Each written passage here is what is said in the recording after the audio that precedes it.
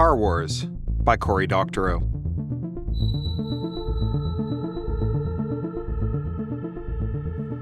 Chapter 1, Zero Tolerance.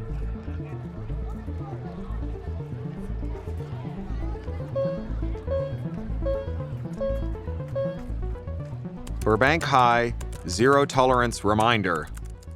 Dear parents, I hate to start the year with bad news, but I'd rather it be this than a letter of condolence to a parent whose child has been killed in a senseless wreck. As you are notified in your welcome pack, Burbank High has a zero-tolerance policy on unsafe automotive practices. We welcome healthy exploration, and our IT program is second to none in the county. But when students undertake dangerous modifications to their cars and bring those cars to campus, they are not only violating Board of Education policy, they're violating federal laws and putting other students and our wider community at risk. Though the instructional year has only just started, we've already confiscated 3 student vehicles for operating with unlicensed firmware, and one of those cases has been referred to the police, as the student involved was a repeat offender. Tomorrow, we will begin a new program of random firmware audits for all student vehicles on and off campus. These are not optional. We are working with Burbank PD to make them as quick and painless as possible, and you can help by discussing this important issue with your child. Burbank PD will be pulling over vehicles with student parking tokens and checking their integrity throughout the city. As always, we expect our students to be polite and respectful when interacting with law enforcement officers. This program starts tomorrow. Students caught with unlicensed vehicle modifications will face immediate 2-week suspensions for a first offense and expulsion for a second offense. These are in addition to any charges that the police choose to lay. Parents, this is your chance to talk to your kids about an incredibly serious matter that too many teens don't take seriously at all. Take the opportunity before it's too late. For them, for you, and for the people of our community. Thank you, Dr. Hartunian, School Principal. Chapter 2, Status Update. Yan, @Yan_talks, follows you. Gif Sommelier likes lightsaber, hot sauce, dev work, in that order. Unfollow. Timeline. If you can read this, call help. #NotAjoke. Seriously, I don't know what the f*** is going on. I was going home, then stupid car's emergency override kicked in. #NotAjoke.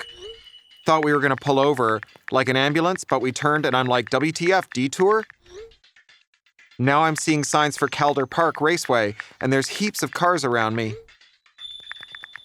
It's like a convoy, all headed to arse end of nowhere, everyone looking out of windows, looking scared.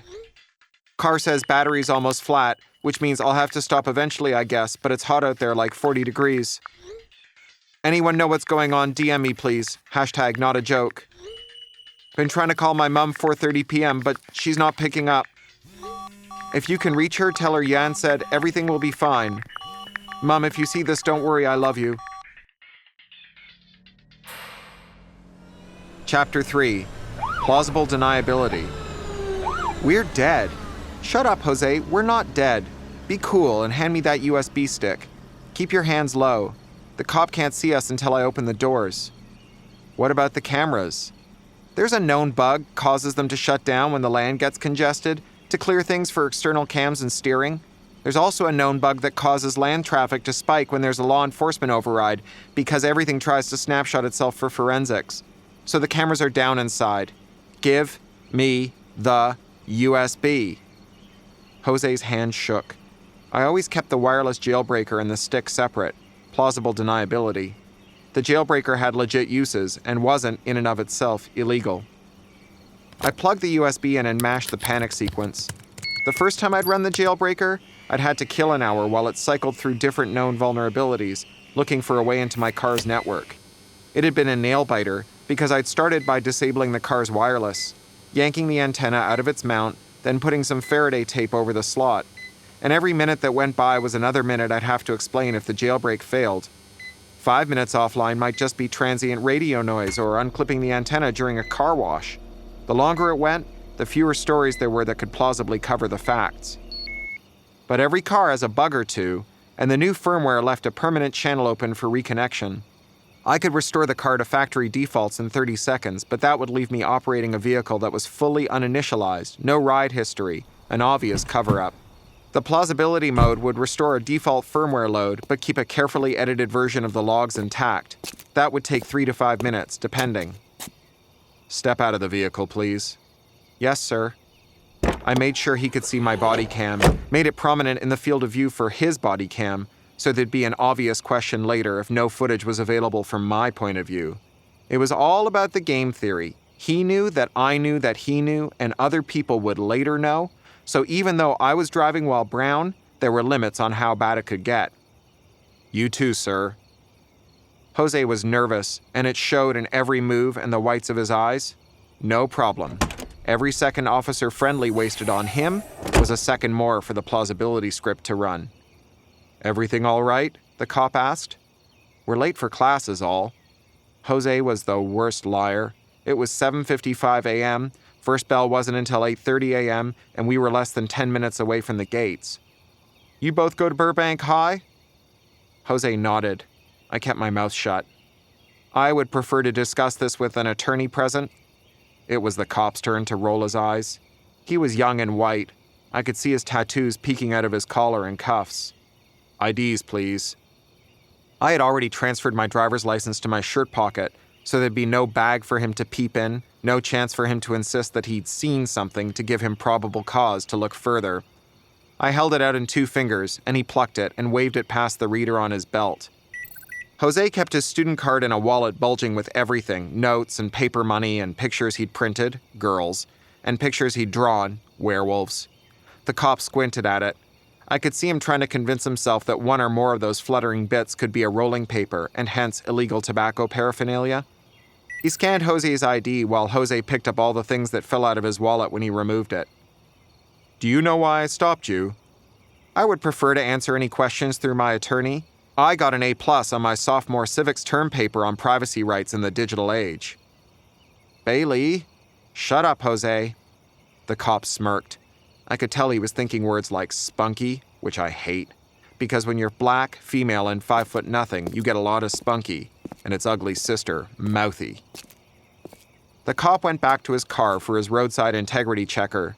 Like literally every other gadget in the world, it was a rectangle, a little longer and thinner than a deck of cards, but because it was cop stuff, it was ruggedized, with black and yellow rubber bumpers, because apparently being a cop makes you a klutz.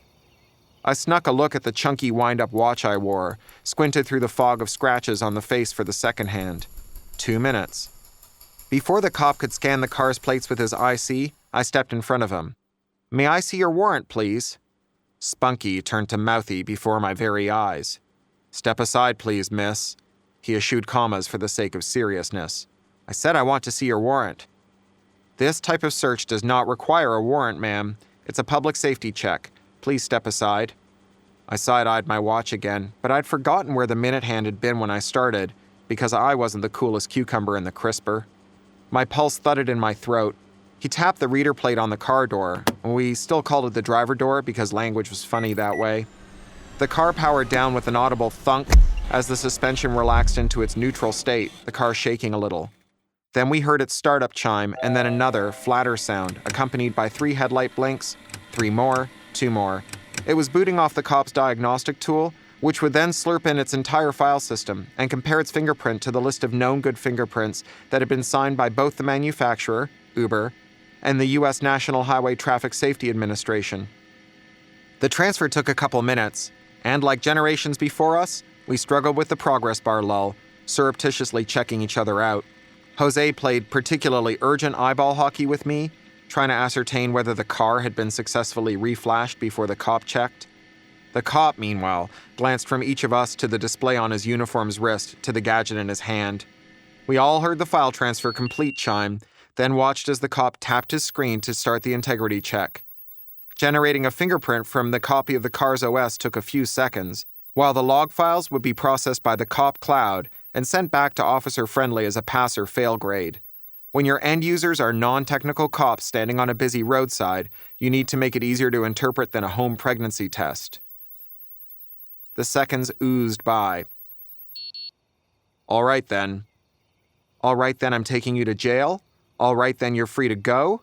I inched toward the car, and the cop twinkled a toodaloo at us on his fingers. Thank you, officer. Jose smelled of flop sweat.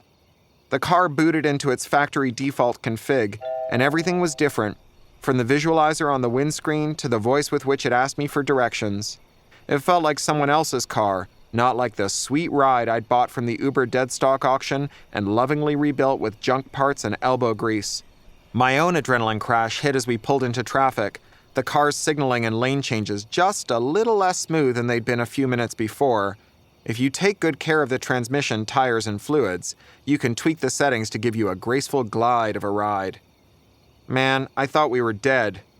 That was painfully obvious, Jose. You've got a lot of fine points, but your cool head is not one of them. My voice cracked as I finished. Some cool customer I was. I found a tube of coffee in the driver's compartment and bit the end off it, then chewed the contents. Jose made pleading puppy eyes at me, and I found one more, my last one, the emergency pre-pop quiz reserve, and gave it to him as we pulled into the school lot.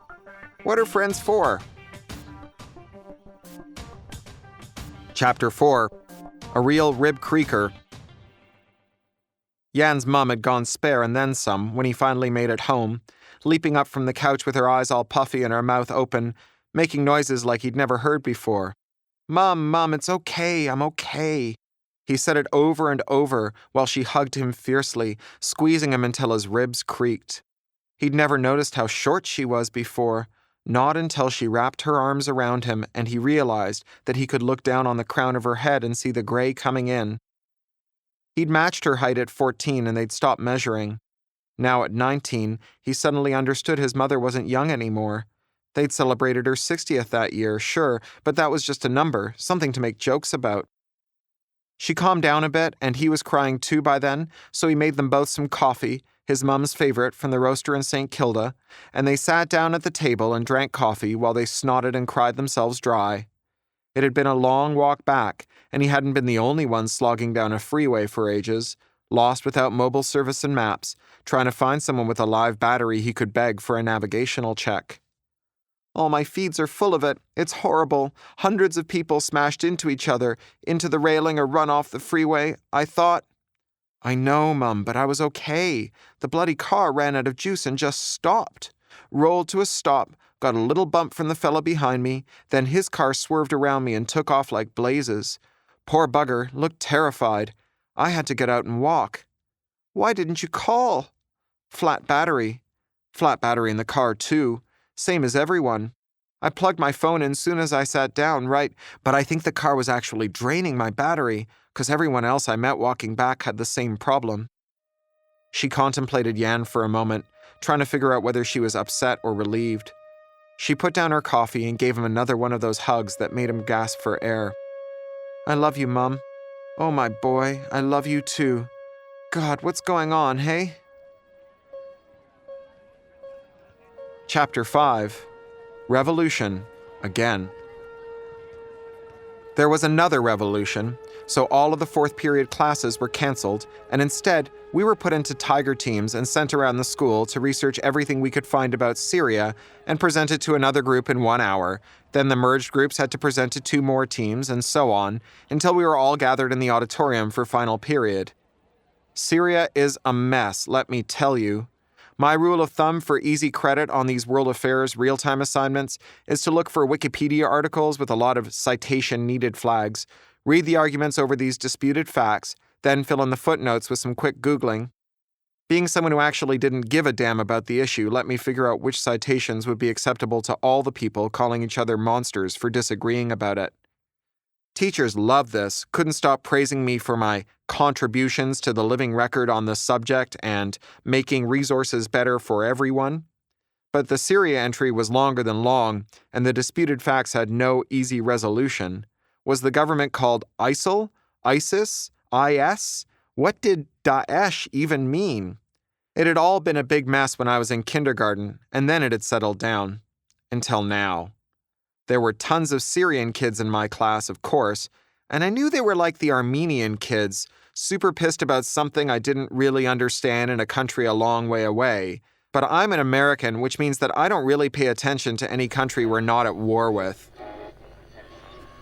Then came the car thing, just like the one in Australia, except this one wasn't random terrorists killing anyone they could get their hands on.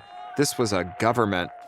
We all watched the live streams as the Molotov-chucking terrorists or revolutionaries or whatever in the streets of Damascus were chased through the streets by the cars that the government had taken over. Some of them, most of them, with horrified people trapped inside, pounding on the emergency brakes as their cars ran down people in the street, spattering the windscreens with blood.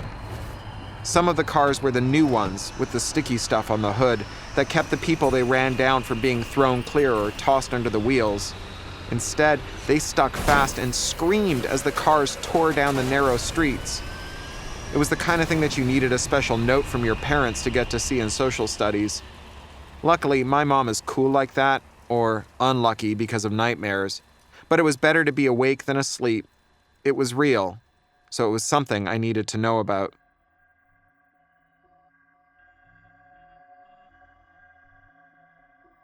Chapter 6.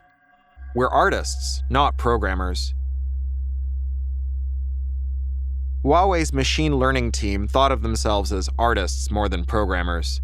This was the first slide in their deck, the one the recruiters showed at the big job fairs at Stanford and Ben Gurion and IIT.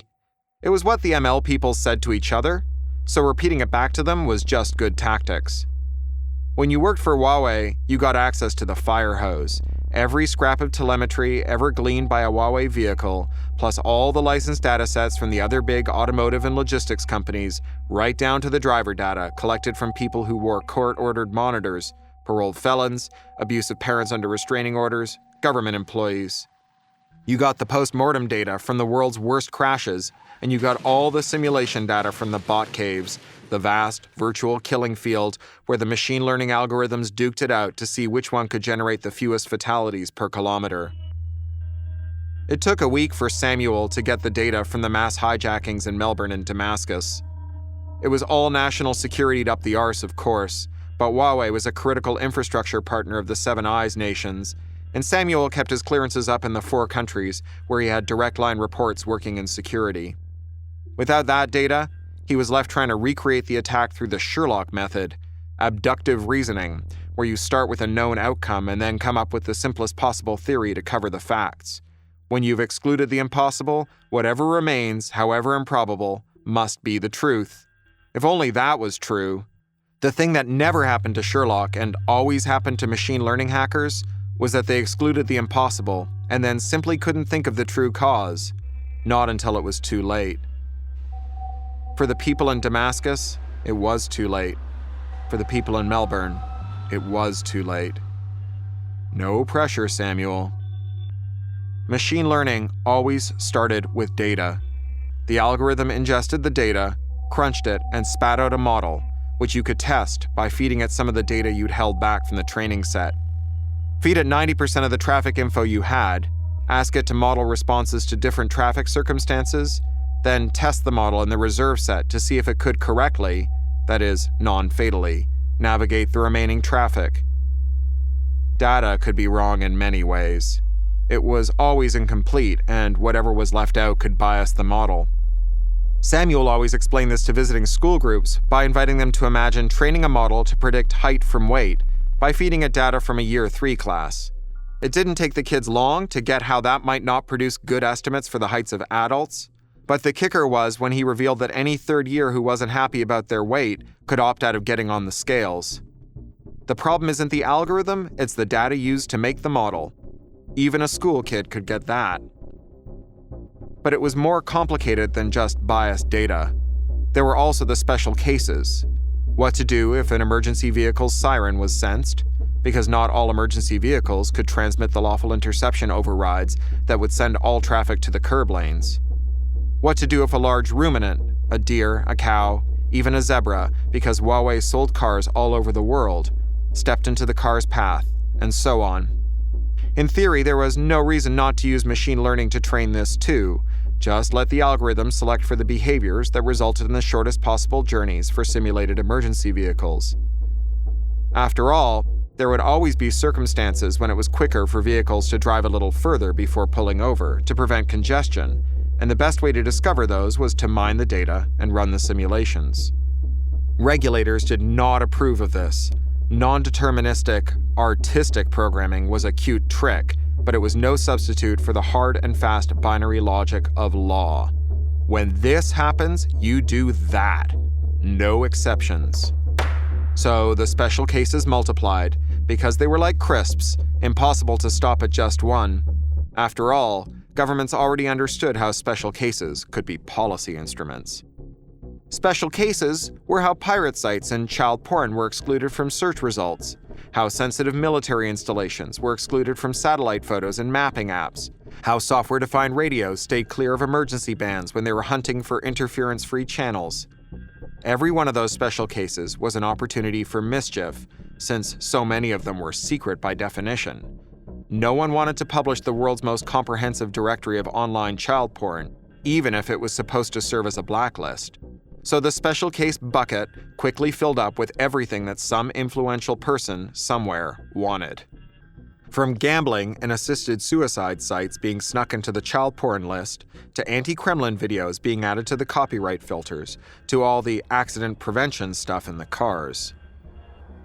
Since 1967, ethicists had been asking hypothetical problems about who should be killed by runaway trolleys, whether it was better to push a fat man onto the tracks because his mass would stop the trolley, or let it crash into a crowd of bystanders, whether it made a difference if the sacrificial lamb was a good person or a bad one, or whether the alternative fatalities would be kids, or terminally ill people, or... The advent of autonomous vehicles was a bonanza for people who like this kind of thought experiment. If your car sensed that it was about to get into an accident, should it spare you or others? Governments convened secret roundtables to ponder the question, and it even come up with ranked lists. Saving 3 children in the car tops saving 4 children on the street, but 3 adults would be sacrificed to save 2 kids. It was a harmless and even cute diversion at first, and it gave people something smart-sounding to say at lectures and cocktail parties. But outside the actual software design teams, no one asked the important question. If you were going to design a car that specifically tried to kill its owners from time to time, how could you stop those owners from reconfiguring those cars to never kill them? Samuel had been in those meetings, where half-bright people from the old-line automotive companies reassured quarter-bright bureaucrats from the transport ministries that there'd be no problem designing tamper-proof cars that would resist end-user modification. Meanwhile, much brighter sorts from the law enforcement side of the house licked their chops and rubbed their hands together at all the non-trolley problems that could be solved if cars could be designed to do certain things when they got signals from duly authorized parties. Especially if the manufacturers and courts would collaborate to keep the inventory of those special cases as secret as the child porn block lists on the national firewalls. He'd been in the design sessions after, when they debated how they'd hide the threads and files for those programs, how they'd tweak the car's boot cycle to detect tampering and alert the authorities, how the diagnostic tools provided to mechanics for routine service checks could be used to double-check the integrity of all systems. But then he'd started getting signed, obfuscated blobs from contractors who serve governments around the world, developing emergency priority apps he was just supposed to drop in without inspecting them. Of course he ran unit tests before Huawei shipped updates, and when they inevitably broke the build, Samuel would go around and around with the contractors who'd want access to all his source code without letting him see any of theirs. It made sense for them to behave that way. If he failed to help them get their code into Huawei's fleet, he'd have to answer to governments around the world. If they failed to help him, they'd have to answer to precisely no one. Unit tests were one thing, real-world performance was something else.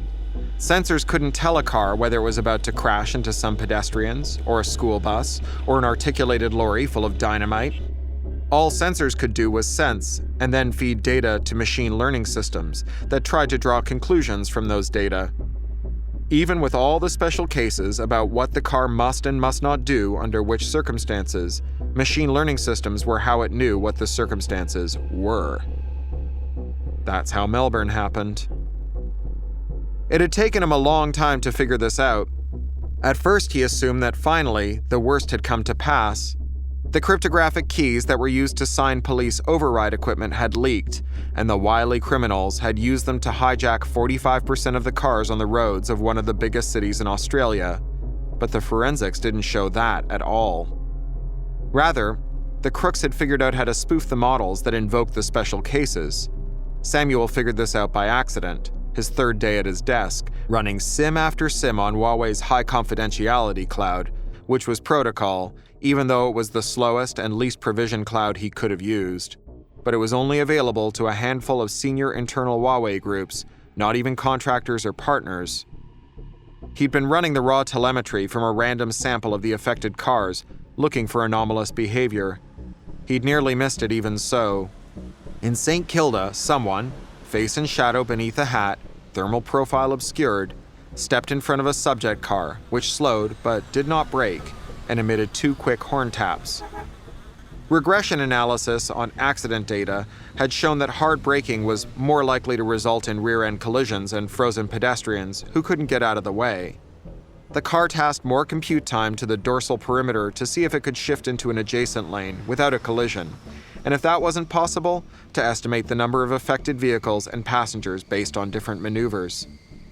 The pedestrian feinted towards the car, which triggered another model, the suicide by car system, which invoked a detailed assessment of the pedestrian, looking for clues about sobriety, mental health, and mood, all of which were difficult to ascertain thanks to the facial obfuscation. But there were other signals. A mental health crisis clinic 350 meters away, 6 establishments licensed for serving or selling alcohol within 100 meters, the number of redundancies in the past quarter that gave it a high-weighted score. It initiated hard braking, and the pedestrian leapt back with surprising nimbleness. Then, across the road, another pedestrian repeated the dance with another car, again in a shadowing hat and thermal dazzle makeup. The car noticed this, and that triggered another model, which some analyst had labeled shenanigans. Someone was playing silly buggers with the cars, which was not without precedent and well within the range of contingencies that could be managed. Alertness rippled through the nearby cars, and they began exchanging information on the pedestrians in the area: gait profiles, silhouettes, unique radio identifiers from Bluetooth devices. Police were notified, and the citywide traffic patterns rippled too, as emergency vehicles started slicing through the grid while cars pulled over. All these exceptions to the norm were putting peak load on the car's internal network and processors, which were not designed to continue operating when crises were underway, freeze and wait being the optimal strategy that the models had arrived at. But before the car could start hunting for a place to pull in until the law arrived, it got word that there was another instance of shenanigans a couple roads down, and the police would need a clear path to reach that spot, so the car had best keep moving lest it create congestion. The cars around it had come to similar conclusions and were similarly running out of processor overhead, so they fell into mule train formation, using each other's perimeters as wayfinding points, turning their sensors into a tightly coupled literal grid that crept along with palpable machine anxiety. Here's where it got really interesting, because the attackers had forced a situation where, in order to keep from blocking off the emergency vehicles behind them, these cars had completely shut down the road and made it impossible to overtake them. This increased the urgency of the get-out-of-the-way messages the city grid was sending, which tasked more and more of the car's intelligence and sensors to try to solve the insoluble problem. Gradually, through blind variation, the car's hive mind discovered that the faster the formation drove, the more it could satisfy the overriding instruction to clear things. That was how 45% of Melbourne's vehicles ended up in tight, high-speed formation, racing for the city limits, as the emergency vehicles behind them spurred them on like sheepdogs, while frantic human planners tried to figure out exactly what was going on and how to stop it. Eventually, the sheer quantity of compromised vehicles, combined with the minute variations in lane spacing, small differences in car handling characteristics, and, finally, a blown tire, led to a pileup of ghastly proportions. a crash that they would study for decades to come, that would come to stand in for the very worst that people could do. Samuel had always said that machine learning was an art, not a science, that the artists who designed the models needed to be able to work without official interference. He'd always said that it would come to a bad end. Some of those meetings had ended in shouting matches, Samuel leaning over the table, shouting at bureaucrats, shouting at his bosses even, in a way that would have horrified his parents in Lagos, where jobs like Samuel's were like lottery jackpots, and shouting like his was an unthinkable act of economic suicide.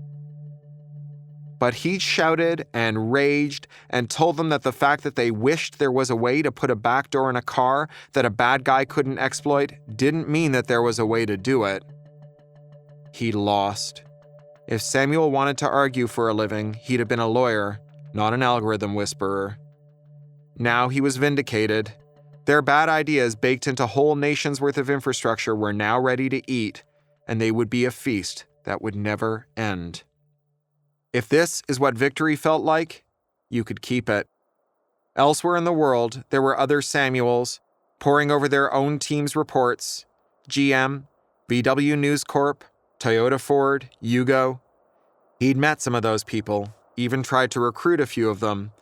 They were as smart as Samuel or smarter, and they'd certainly shouted as loudly as he had when the time had come.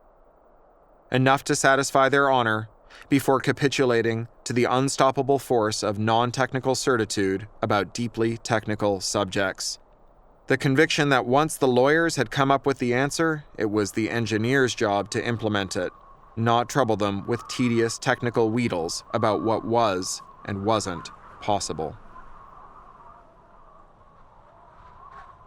Chapter 7, Grand Theft Auto. Burbank High had a hard no-phones policy.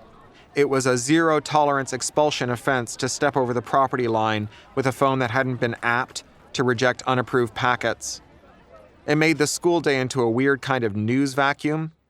There was the day that I'd emerged from fourth period and stepped across the threshold to discover that the governor had been shot by Central Valley separatists, and the whole state had gone bananas, seeing water warriors behind every potted plant and reporting every unexplained parcel as a potential bomb.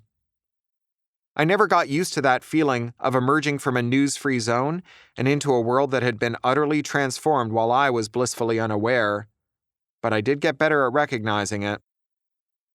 When the final bell rang, 3,000 students, me included, poured out of the school doors. It was obvious there was something wrong.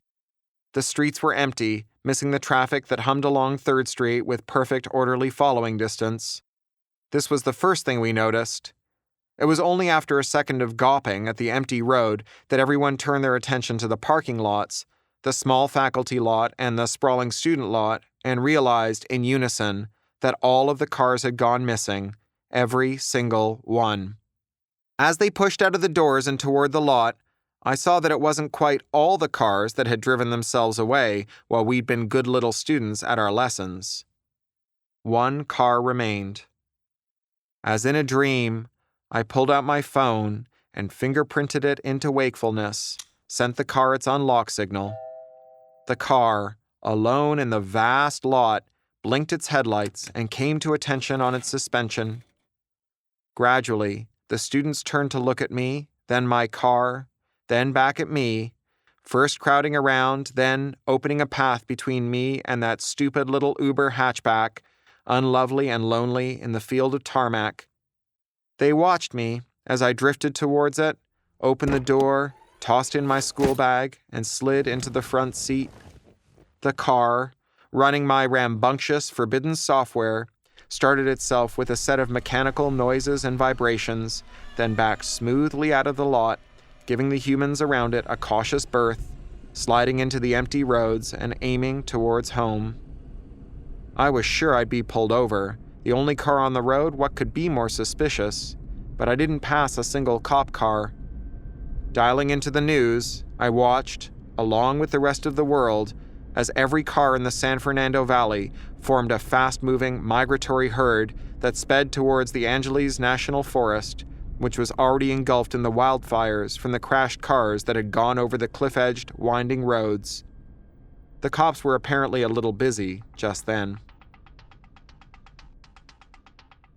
Chapter 8. Every time, no exceptions. It was Yan's mum who found the darknet site with the firmware fiddler image, though Yan had to help her getting it installed on a thumb drive. They made 2, one for each of them, and clipped them to their phones with the plausible deniability partitions the distributor recommended. The lecture she gave Yan about using it every single time, no matter whether he was in a friend's car or auto taxi, was as solemn as the birth control lecture she'd given him on his 14th birthday. "If the alternative is walking all night, then you will walk, my boy. I want you to promise." "I promise, Mum." She hugged him so fiercely it made his ribs creak, squeezing his promise into his bones. He hugged her back, mindful of her fragility, but then realized he was crying for no reason, and then for a good reason, because he'd nearly died, hadn't he? Jailbreaking a car had real legal risks, but he'd take his chances with those, considering the alternative.